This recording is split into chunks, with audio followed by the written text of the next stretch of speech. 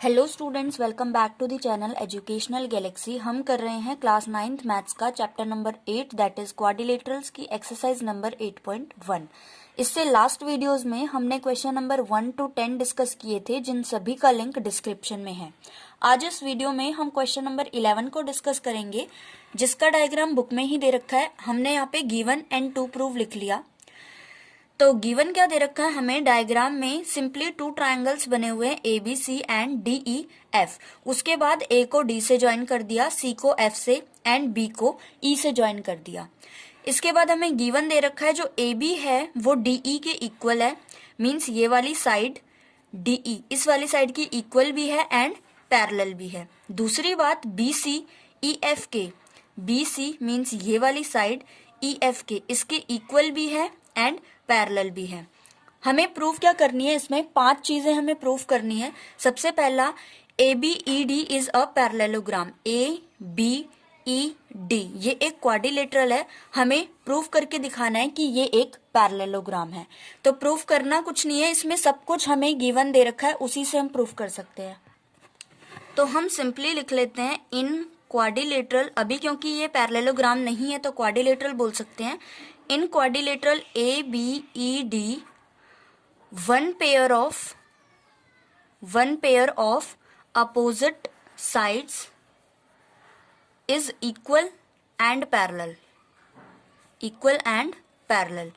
हम यहाँ पे लिख भी सकते हैं कौन सी वो साइड्स हैं जो इक्वल एंड पैरेलल है।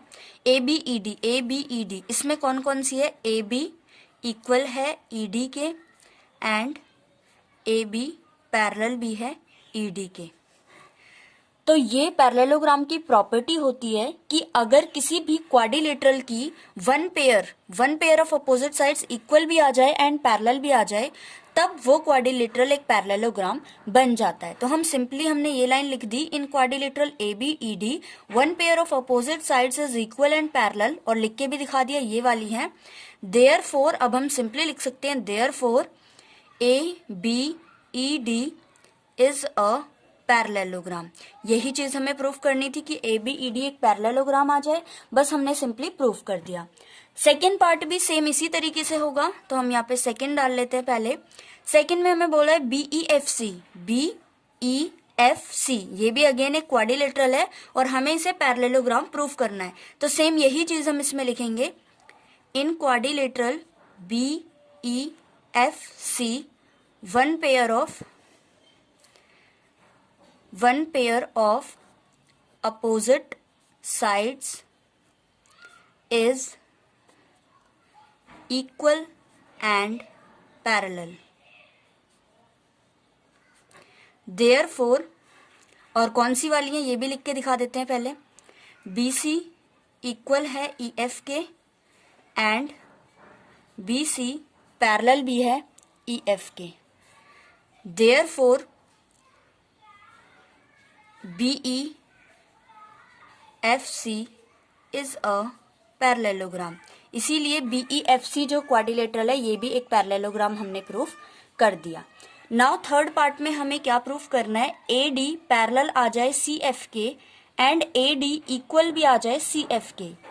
AD मीन्स ये वाली साइड इक्वल एंड पैरेलल आ जाए इस वाले के CF के। तो हम इसको कैसे कर सकते हैं, अभी जो हमने फर्स्ट एंड सेकंड पार्ट में प्रूफ किया है ए बी ई डी को एक parallelogram and B E F C को एक पैरेललोग्राम, इन्हीं दोनों की हेल्प से हम अब थर्ड वाले पार्ट को प्रूफ करके दिखाएंगे। तो हम सबसे पहले थर्ड डाल लेते हैं। अब हम लिख सकते हैं we know that A B E D is a parallelogram. हमें पता है ए बी ई डी एक पैरेललोग्राम है। देयरफॉर अगर ए बी ई डी एक पैरेललोग्राम है, ए बी ई डी, तो ए बी ई डी के इक्वल एंड पैरेलल तो हमें पता है होंगी ही, लेकिन क्योंकि ये एक पैरेललोग्राम है तो ए डी भी बी ई के इक्वल एंड पैरेलल होगा। सेम यही चीज हम यहाँ पे लिख लेंगे, ए डी इक्वल होगा बी ई के एंड ए डी पैरेलल भी होगा बी ई के, एंड इसको हम इक्वेशन नंबर 1 मान लेंगे। सेम इसी तरीके से जो हमने सेकेंड पार्ट में प्रूफ किया था, हम लिखेंगे अब पहले ए बी ई डी था और इस बार B E FC is a parallelogram. Therefore BEFC, इसमें BC और EF हमें पैरेलल एंड इक्वल दे रखे थे. अब जो बच गई हैं साइड्स हम उनको ले लेंगे. BE इक्वल होगा FC के या CF के एंड BE पैरेलल भी होगी FC की. इसको हम इक्वेशन नंबर 2 मान लेंगे. तो स्टूडेंट्स हमने टोटल मिला के यहाँ पे किया क्या है, हमने AD को इसके इक्वल दिखा दिया और BE को CF के इक्वल दिखा दिया. मतलब 1 2 3 ये तीनों ही साइड्स आपस में इक्वल हो गई एंड पैरेलल हो गई. और देखो हमें प्रूफ करना क्या था, हमें सिर्फ AD को CF के लाना था. AD को CF के, हमें सिर्फ इन दोनों को इक्वल एंड पैरेलल प्रूफ करना था. हमने तीनों को ही कर दिया. तो उन तीनों में से हम सिंपली इन दो को उठा के लिख देंगे कि हमने इन दो को पैरेलल एंड इक्वल प्रूफ कर दिया. तो अब हम यहाँ पे सिंपली लिख सकते हैं from equation 1 and 2 AD parallel है CF के एंड AD इक्वल है CF के. Hence proof. थर्ड पार्ट में हमें सिर्फ यही प्रूफ करना था. नाउ फोर्थ पार्ट में हमें प्रूफ करना है AC इक्वल आ जाए DF के.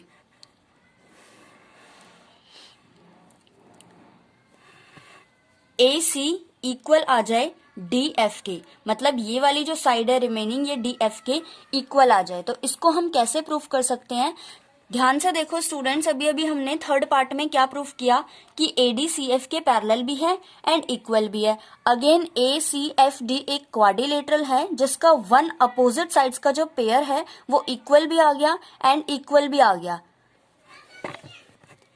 इट मीन्स जो रिमेनिंग साइड है, मतलब ये वाली और ये वाली जो साइड है, ये दोनों भी आपस में इक्वल एंड पैरेलल होगी. यही चीज हमें फोर्थ में प्रूफ करनी है, सिर्फ इक्वल प्रूफ करके दिखाना है हमें. हम यहाँ पे लिख सकते हैं in quadrilateral ACFD one pair of opposite sides is equal and parallel. Therefore ACFD is a parallelogram. हम चाहें तो यहाँ पे कौन सा पेयर जो है वो इक्वल एंड पैरेलल है वो भी यहाँ पे लिख के दिखा सकते हैं. इसीलिए ACFD एक पैरेललोग्राम है. अब क्योंकि ACFD एक पैरेललोग्राम है, therefore AC इक्वल होगा DF के. और हम रीजन चाहें तो फिर ये भी डाल सकते हैं opposite sides of a parallelogram. opposite sides of a parallelogram.